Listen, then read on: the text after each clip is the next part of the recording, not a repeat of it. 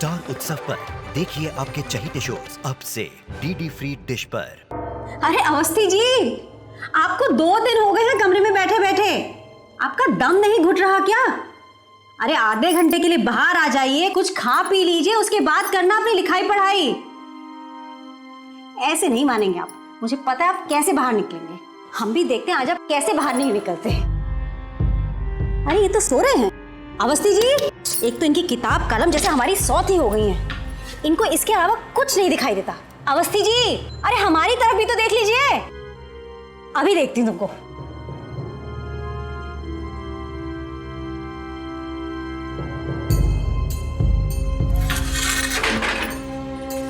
अब देखते कैसे नहीं उठेंगे।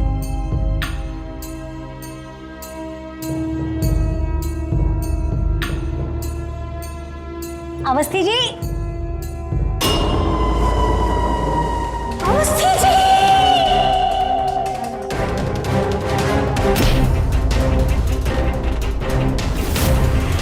जो मौत की नींद सो चुका वो कैसे जागता?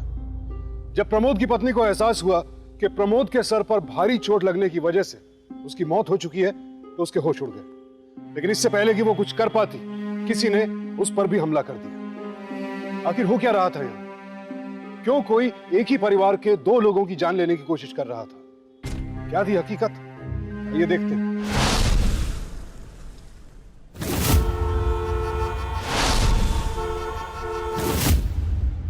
मैं तुम्हें समझा रहा हूं कि तुम चले जाओ यहां से, चले जाओ। मैं तुम्हें मार दूंगा, जान से मार दूंगा, मैं तुम्हें जान से मार दूंगा।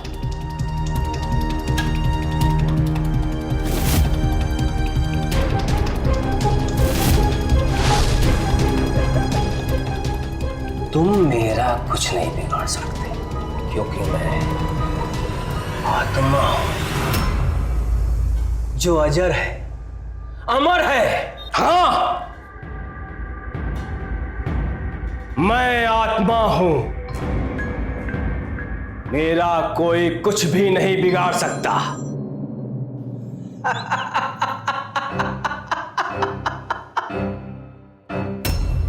रुक क्यों गए? करते रहो अपना पागलपन जो कर रहे थे। देखो मानसी, ये पागलपन नहीं है, मेरे नए नॉवेल का सीन है। हमें तुम्हारे इस पागलपन की ना आदत हो गई है। अच्छा, तुम अपनी ये बकबक बंद करोगी? हाँ, अगर एक लेखक की लेखनी में जुनून और पागलपन नहीं हुआ तो उसकी लेखनी मुर्दे की तरह होती है। खैर, तुमको ये सब समझाने से क्या फायदा? ये चाकू कहाँ गया?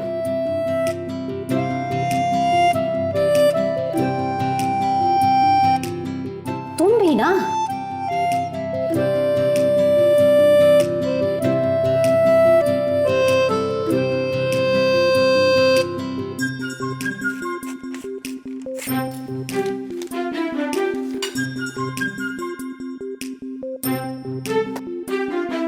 अरे सुनो, ये क्या है? तुम अभी तो सामने ही मौजूद हो ना, तो तुम्हें लिख के काहे दे रहे हो? मुंह से नहीं बोल सकते का? हमको जो बोलना था बोल दिए, ठीक है? अब हम अपने कमरे में जा रहे हैं। और सुनो, अगर ऊपर से भगवान भी आ जाए और प्राइम मिनिस्टर भी आ जाए तो आके डिस्टर्ब मत करना। अभी 4 दिन में हमको अपना नॉवेल पूरा करना है। हाँ हाँ ठीक है, लेकिन सुनो, हाँ, सिगरेट कम पीना, पूरे घर में धुआं भर जाता है। अच्छा अच्छा, ठीक है। अरे अब कम से कम इस उम्र में चलना तो सीख लो। इतने बड़े हो गए लेकिन कैसे चलते हैं, कभी नहीं सुधरेंगे ये तो।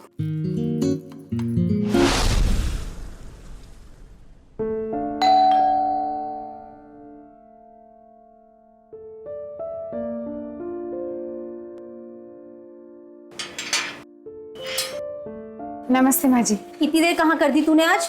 वो घर पे बहुत काम था आज। चला।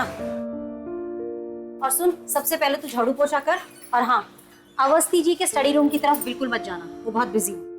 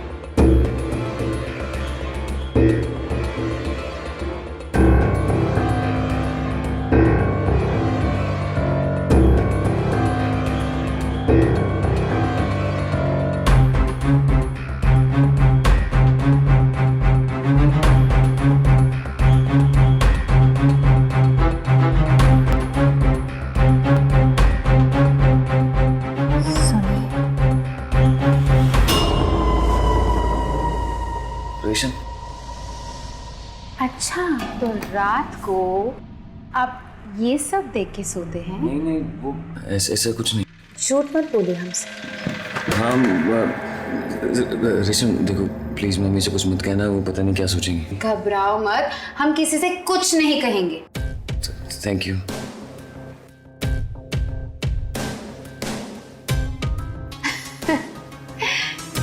लगता है कि आप कुछ ज्यादा ही डर गए। घबराओ मत, हमारी बातें हमारे बीच में ही रहेगी।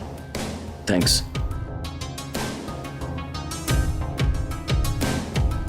अच्छा, हमको एक बात बताओ, आपके मम्मी और पापा दोनों शादी के लिए मौसी के यहाँ जा रहे हैं क्या? नहीं, सिर्फ मम्मी जा रही है, पापा का पता नहीं। आप नहीं जाएंगे? नहीं, हमें कॉलेज का कुछ काम है तो हम जा नहीं पाएंगे। अच्छा है, अगर आपके मम्मी और पापा दोनों चले जाएंगे और घर में सिर्फ हम अकेले रहेंगे तो खूब मजा करेंगे।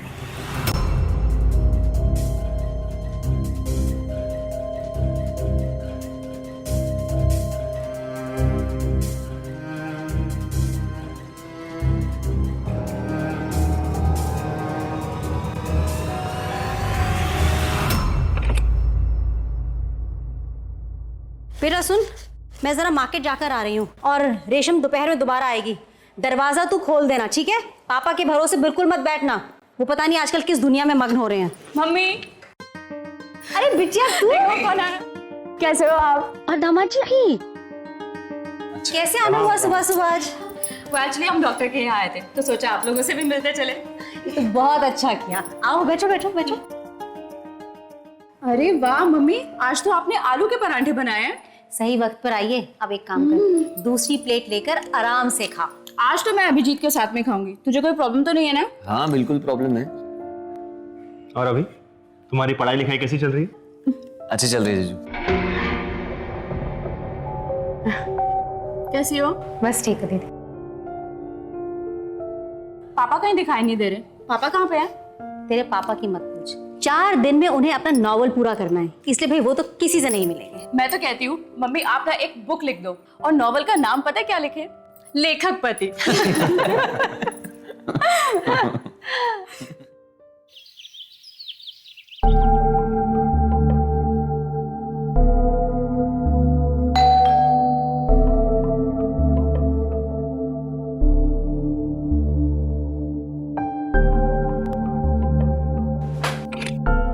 हाँ जी।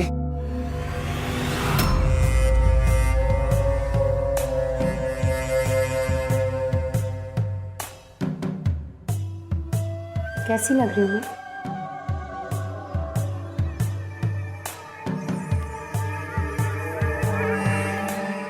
उस फोटो वाली से तो अच्छी लग रही है, पर आपको कैसे पता चलेगा कि वो ज्यादा अच्छी लग रही है कि मैं? उसके लिए मुझे उस जैसे कपड़े पहनने होंगे, है ना?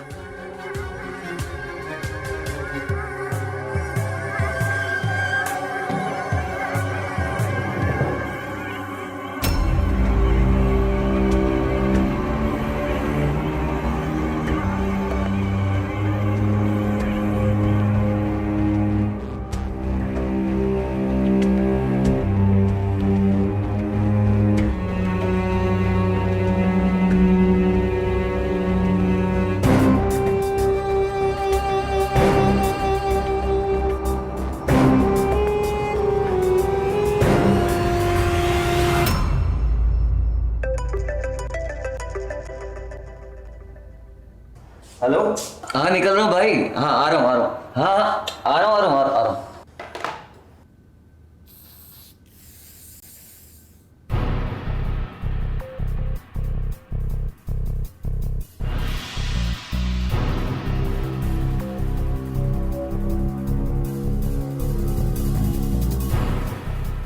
इतना क्यों शर्मा रहे? हम पहली बार थोड़ी ना देख रहे हैं आपको ऐसे। नहीं वो हमसे क्यों डर रहे होते? नहीं वो पापा घर पे हैं। अच्छा, मतलब हमारे छूने से आपको कोई एतराज नहीं? बस पापा देख लेंगे किसका डर है?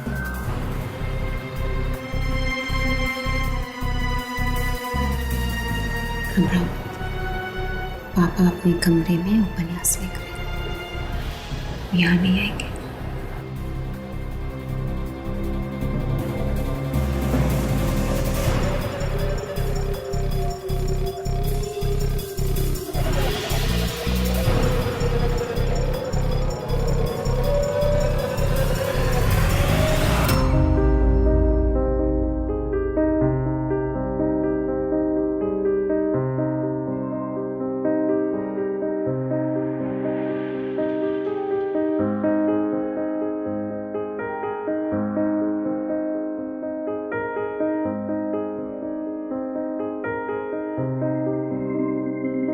इसे भी अभी खत्म होना था।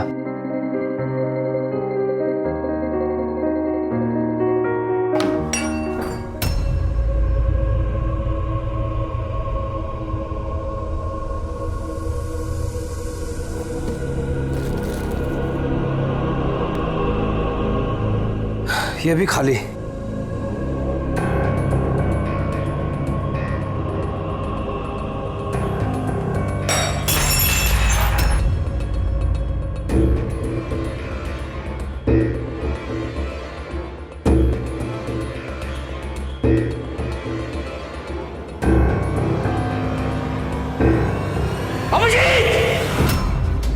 क्या हो रहा है ये सब? पापा पापा पापा सॉरी पापा। नालायक बेशर्म! पापा सॉरी पापा। तो यहाँ ये सब चल रहा है? मिट्टी में मिलाना चाहता अपने माँ बाबूजी का नाम? नहीं पापा, I'm really sorry पापा, गलती हो गई। चुप कर! पापा गलती हो गई। और तुझे तो हमने अपने परिवार की तरह समझा, और तू कितनी गिरी हुई औरत निकली। तुझे तो मैं इस मोहल्ले में नहीं घुसने दूंगा। मैं भी इसकी माँ को फोन करता हूँ। पापा नहीं पापा, प्लीज पापा। चुप कर! पापा गलती हो गई पापा, प्लीज फोन मत करिए पापा, गलती हो गई पापा, really sorry पापा। पापा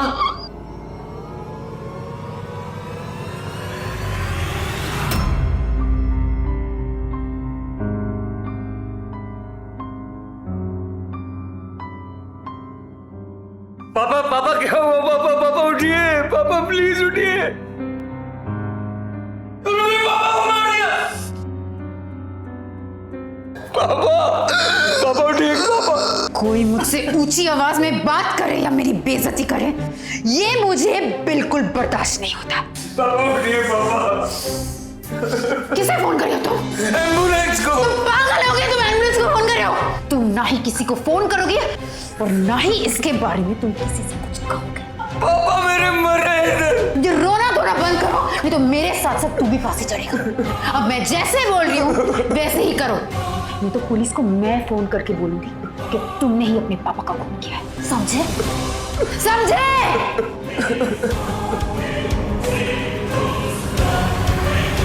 16 से 20 वर्ष की उम्र बड़ी नाजुक होती है।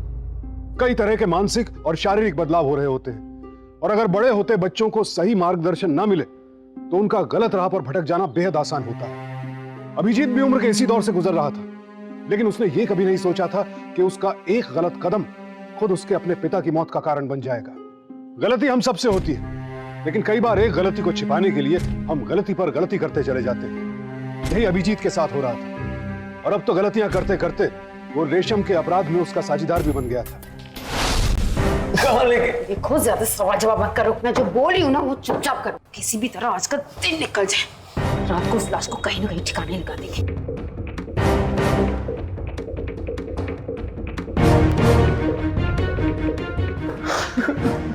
चलो उठो।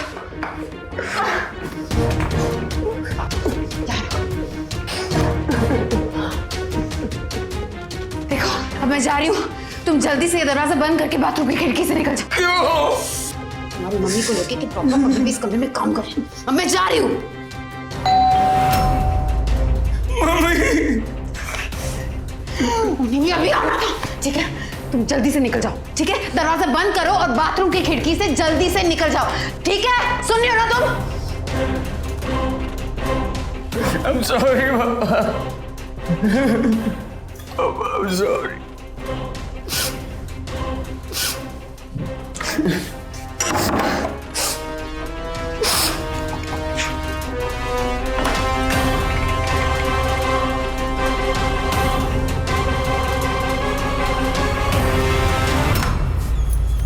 कितना टाइम लगाती है दरवाजा खोलने में।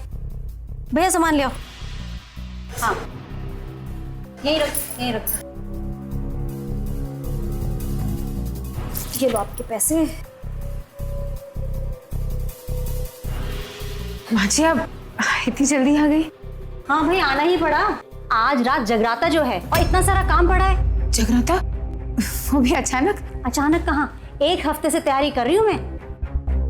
मैंने तो माता रानी से मन्नत मांगी थी कि अगर सौम्या की गोद हरी भरी हो जाए तो मैं जगराता जरूर रखूंगी, बस इसीलिए रख रही हूँ। ये तो बहुत अच्छी बात है माँ जी, लेकिन जगराते के शोर से सब परेशान तो नहीं हो जाएंगे? अरे भगवान के काम से भी भला कोई परेशान होता है? तू भी ना रेशम। और एक बात बता, तू आज घर नहीं गई? तुझे देर नहीं हो रही क्या? वो बहुत ज्यादा काम था, मैं लेट आई ना, इसलिए बस सब कुछ खत्म हो गया, मैं बस जा रही हूँ। जा और शाम को जरूर आ जाना, बहुत काम है, भले ही तू कल छुट्टी ले लेना। ठीक है मैं चलती हूँ माँ जी। जा। और बेटा सुन तो, हाँ माँ। ये ले, ये मैं कुछ सामान लेके आई हूँ, ये मिला ले और देख सब ठीक तो है ना, सामान उसे बराबर दिया है कि नहीं।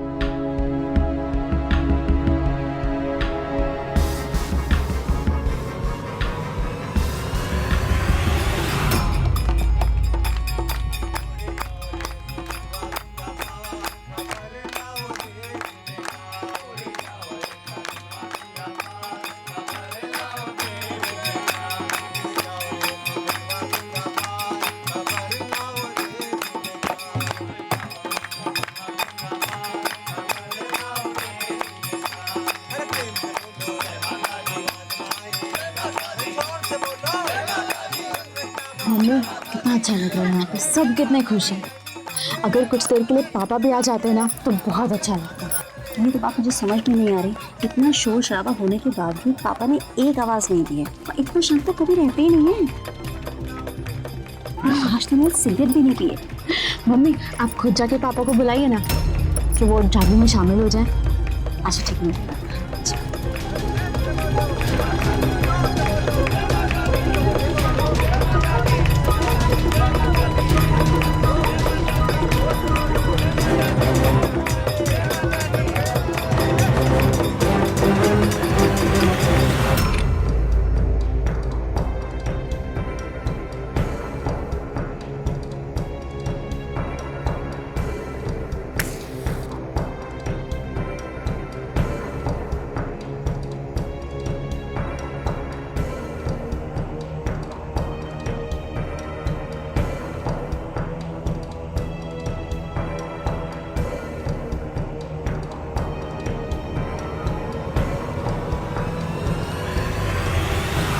अवस्थी जी भी ना,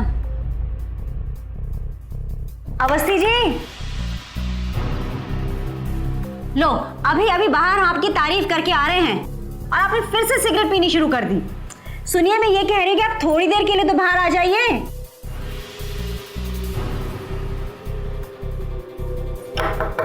सुनते हो जी?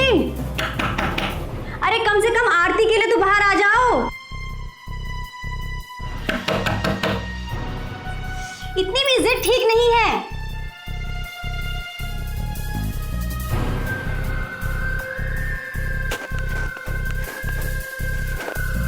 क्या हर वक्त काम ही काम, बस काम के अलावा कुछ और सोचते हो आप? अरे सुन रहे हो?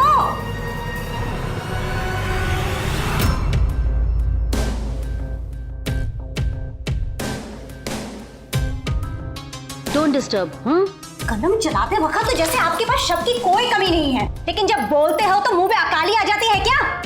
आग लगे आपके ऐसे कलम और कागज को।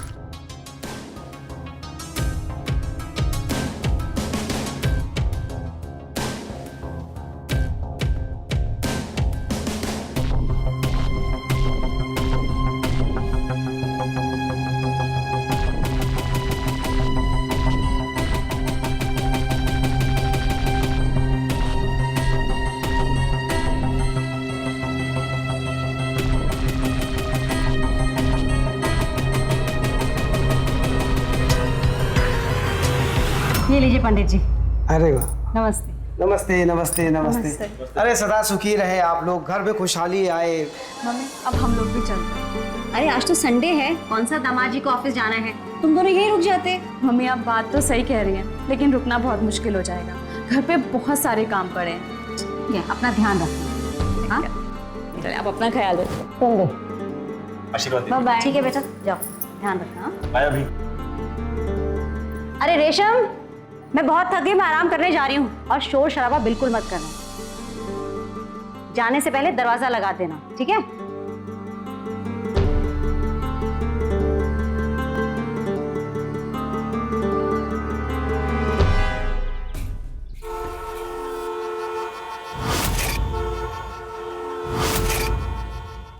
Take care, see you. Thank you. Saumya, मैं क्या कह रहा था, तुम बार बार मीनू की शादी में जाने के लिए जिद क्यों कर रहे हो? तुम्हें याद नहीं है उन्होंने हमारी शादी में कितना नाटक किया था? देखो सौम्या, प्लीज बुरा मत मानना, मगर मुझे ना वो लोग बिल्कुल पसंद नहीं आते, इसलिए मैं तुमसे भी कह रहा हूँ कि तुम वहां मत जाओ। अनिकेत, आप आज तक वही बात मन से लगा के बैठे, भूल जाइए ना। देखिए, आपको पता है ना मीनू हमसे कितना प्यार करती है। ले दे के एक बहन है हमारी, उसी की शादी पे हम ना जाएं तो कितना बुरा लगेगा। देखो सौम्या, मैंने तुमसे कह दिया ना कि तुम वहां नहीं जाओगी, मतलब नहीं जाओगी, बस ये लो। सुनिए तो।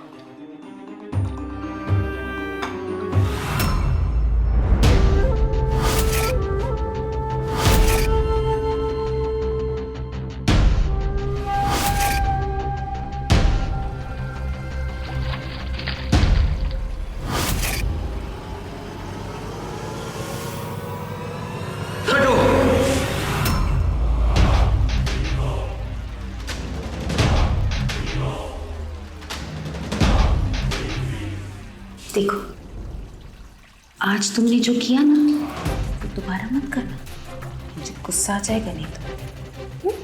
तुमने मेरे पापा को मार दिया। सिर्फ मैंने तुम्हारे पापा को नहीं मारा, तुमने भी मेरा साथ दिया है, समझे? मैंने कुछ भी नहीं किया। कौन मानेगा तुम्हारी ये बात? कोई नहीं मानेगा, इसलिए जो मैं बोल रही हूँ वही कर। लाश को आज रात को ही ठिकाने लगाना होगा, नहीं तो लाश से बदबू आएगी, है ना? एक बात याद रखना, मम्मी को पापा के रूम में जाने मत देना, नहीं तो पता है ना क्या होगा, जेल तुम जाओगे।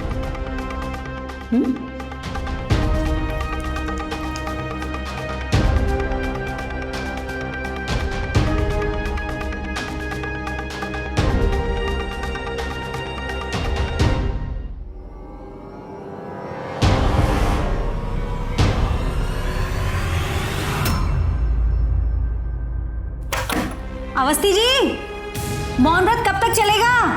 अरे आप लिखते ही रहेंगे क्या? बाहर आ जाइए, कुछ खा पी लीजिए, आज हम कुछ नहीं सुनेंगे। खाओगे नहीं तो दिमाग चलेगा कैसे? सुन रहे हो ना?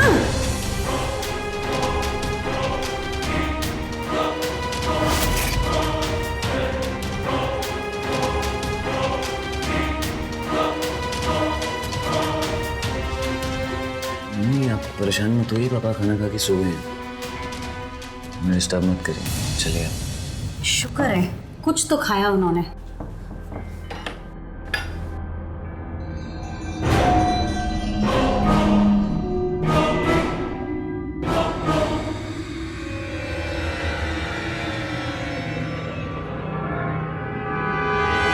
हाँ छोटी, तुम फिक्र नहीं करो, हम अवस्थी जी से एक बार फिर से पूछ लेंगे, लेकिन हमें लगता नहीं कि वो मीनू की शादी में आ पाएंगे। हाँ ठीक है, ठीक है।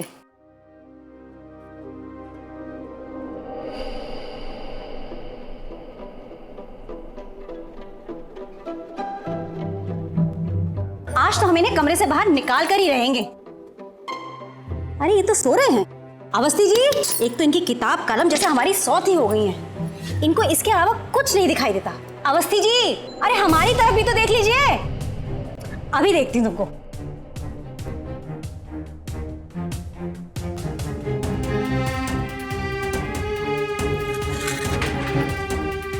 आप देखते कैसे नहीं उठेंगे।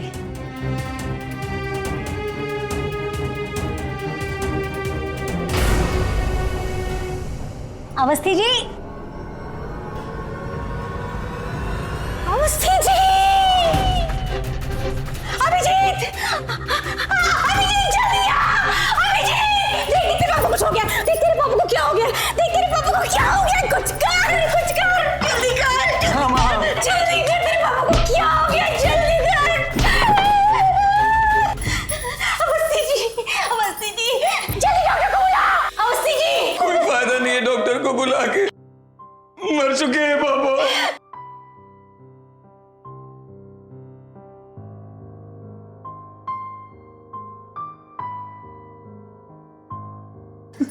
क्या बोल रहे तू?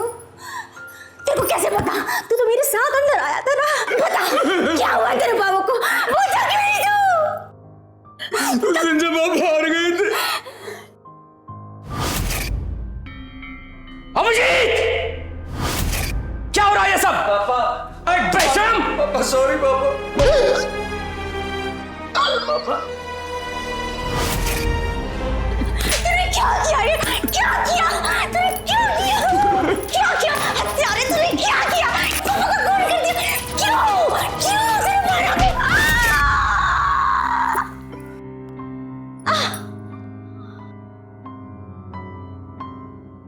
माँ, अब तुम्हें डरने की कोई जरूरत नहीं है।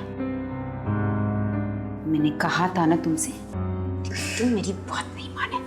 अगर तुम्हारी माँ पुलिस को सब कुछ बता देती तो तूने मेरी माँ को भी मार दिया। तुम्हारी इतनी हिम्मत कि तुम मुझे हाथ लगाओ, हाँ? मैंने कहा था ना तुमसे कि अगर कोई भी मुझसे ऊंची आवाज में बात करता है तो मुझे अच्छा नहीं लगता। अभी मैंने सिर्फ तुम्हारे माँ बाप को मारा है। अगर तुमने मेरी बात नहीं मानी ना तो मैं तुझे भी मार दूंगी।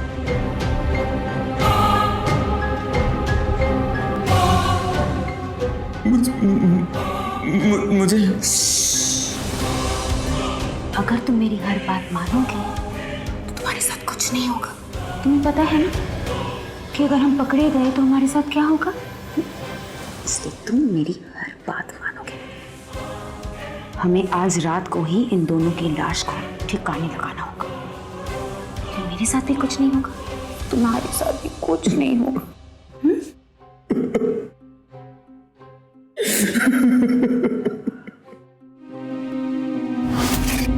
यह घटना बेहद हैरान कर देने वाली थी। आखिर कैसे अभिजीत रेशम के हाथों की कठपुतली बन गया और अपने ही माता पिता की हत्या के अपराध में भी शामिल हो गया। हैरानी इस बात पर भी होती है कि कैसे आज लोग जरा जरा सी बात पर हत्या जैसा संगीन अपराध कर बैठते हैं। जुर्म का सिलसिला एक अंधे कुएं की तरह होता है। इंसान एक बार उसमें गिरा तो फिर बस गिरता ही चला जाता है। काश कि अभिजीत ने थोड़ी हिम्मत दिखाई होती और अपनी गलती को छिपाने के बजाय सबके सामने खुलकर उसे स्वीकार किया होता। लेकिन अब शायद बहुत देर हो चुकी थी। रेशम, उसके माता पिता दोनों की हत्या कर चुकी थी। क्या अभिजीत कभी भी रेशम के खिलाफ आवाज नहीं उठा पाएगा? शर्म आती है अभिजीत जैसे लड़के को, जो बेटा कहलाने के लायक ही नहीं। अपनी गलती को कमजोरी का नाम देकर उसने जो जुर्म किया, उसकी बदौलत अपने माता पिता को तो खोया ही, खुद अपने जीवन को भी ऐसे मोड़ पर ला खड़ा किया जहां अंधकार के सिवाय और कुछ नहीं था। लेकिन क्या अब इस घर में मौत का ये खेल खत्म होगा या फिर अब भी कुछ और होना बाकी था? ये लड़कियों की तरह रोना बंद करोगे तुम? देर हो रही है हमें। जल्दी से दोनों लाश को उठाओ और बाहर लेके जाओ अभिजीत।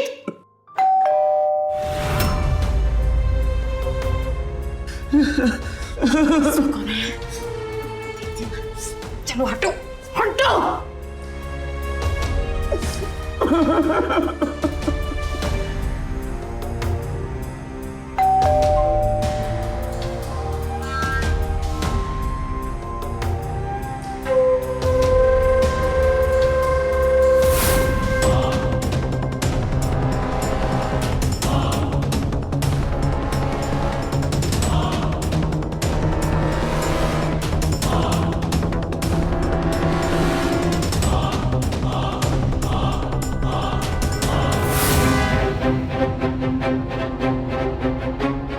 तुम्हारी बहन खड़ी है। क्या? हाँ, अब जाके दरवाजा खोलो, मैं यहाँ सब ठीक करती हूँ। हाँ, तुम और कौन? खबर था, अगर तुमने उसे एक शब्द भी कहा ना तो अपनी माँ और पापा की लाश के साथ उसकी भी लाश देखोगे। जाओ।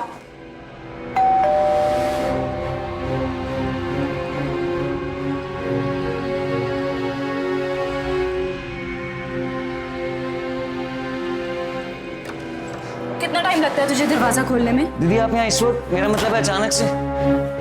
झगड़ा हो गया मेरा अनिकेत से, बार बार मुझे शादी पे ना जाने को बोल रहे हैं। मैं मीनू की शादी पे क्यों ना जाऊं?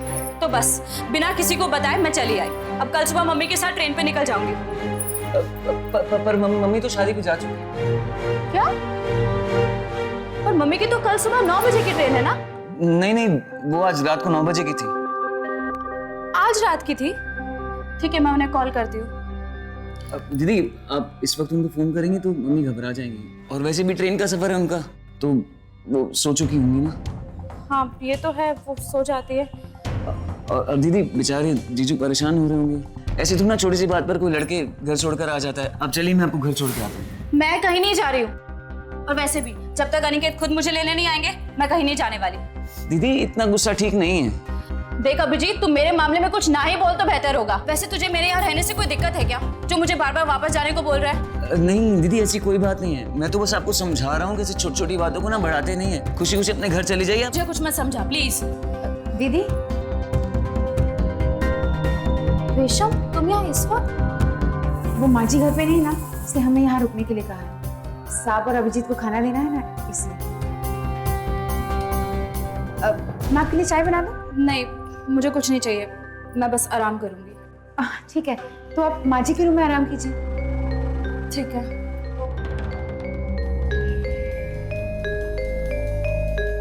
ये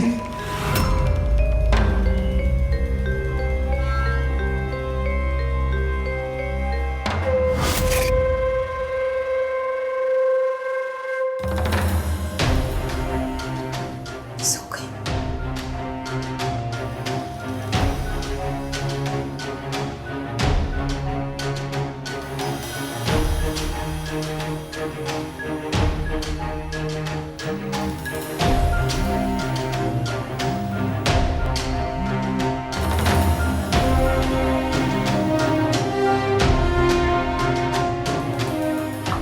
आराम से चलो जल्दी। क्या कर रहे हो तुम? जल्दी से उठाओ, चलो जल्दी।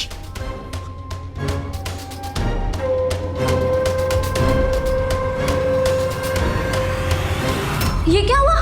कहाँ ले जा रहे हो पापा को? कुछ नहीं दीदी, वो थोड़ी सी चोट लग गई थी तो हम ले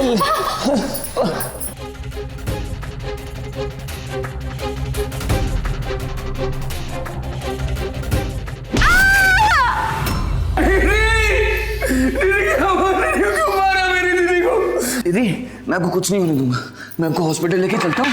पागल हो गई तुम, दिमाग खराब हो गया तुम्हारा। अगर तुमने ऐसी कोई भी बेवकूफी की ना तो हम दोनों जेल जाएंगे, समझ में नहीं आता तुझे? पागल हो गई हो तुम पागल हो गए हो। और ध्यान से सुनो, मैं जो बोलूंगी तुम वही करोगे, समझे? कौन हो गया? मैं देखती हूँ, लेकिन तुम एक लफ्ज नहीं बोलोगे तुम।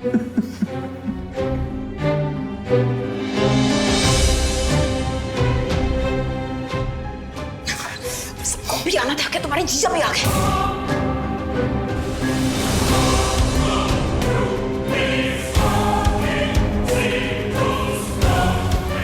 मैं करती हूँ, तुम जाओ।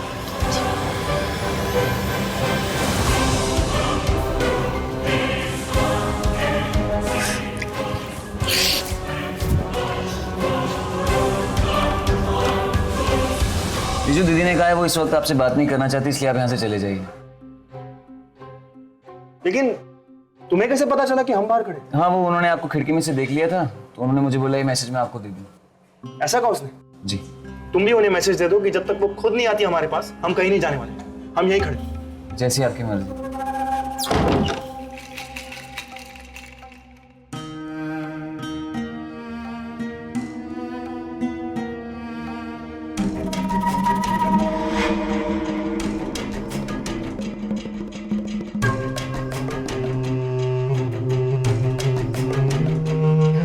जीजू ऐसे घर से बाहर बैठे रहेंगे तो लाश को कैसे ठिकाने लगाएंगे हम?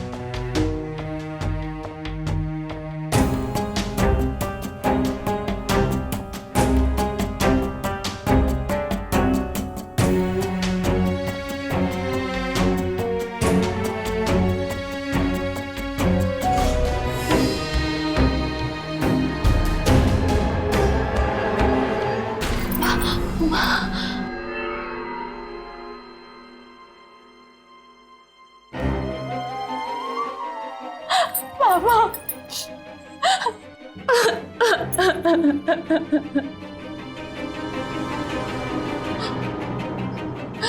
मुझे नहीं पता होगा।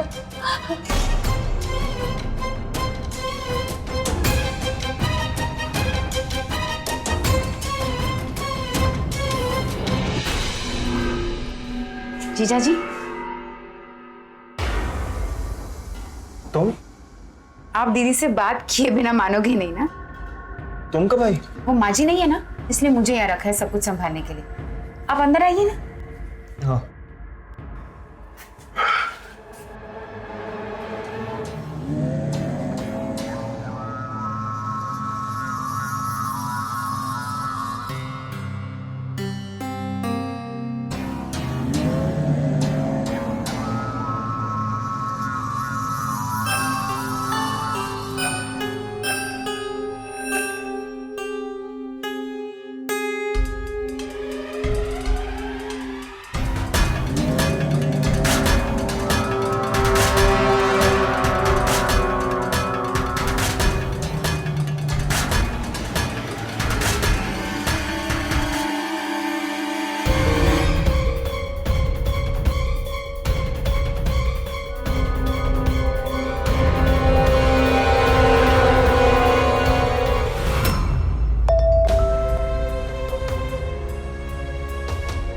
रेशमा ने अभिजीत के साथ मिलकर पापा और मम्मी को मार डाला। मैं भी घायल पड़ी हूँ।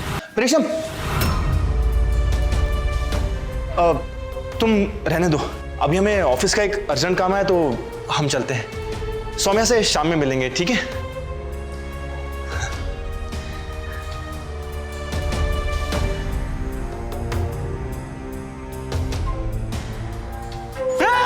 क्या कर रही हो तुम?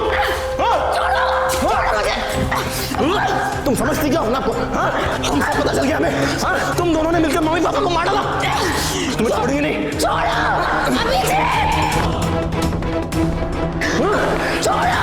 अभी के तुम क्या करे? पकड़ो इसे। चुप। हम मम्मी पुलिस को फोन करके बुलाते हैं। छोड़ेंगे नहीं तुम्हें। जीजू, बहुत होशियार बनते हो ना तुम। अभी दिखाती हूँ मैं। रेशम,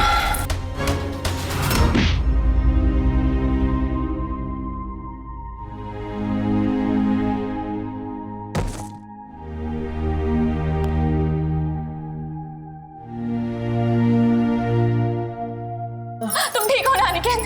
अनिकेत हेलो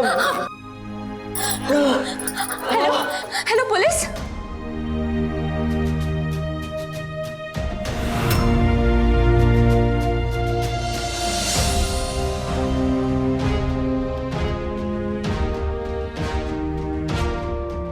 अभिजीत, ये क्या किया तूने? रेशम तो भराई थी, तूने उसके साथ मिलकर मम्मी पापा को ही मार दिया। ले चलो इसे।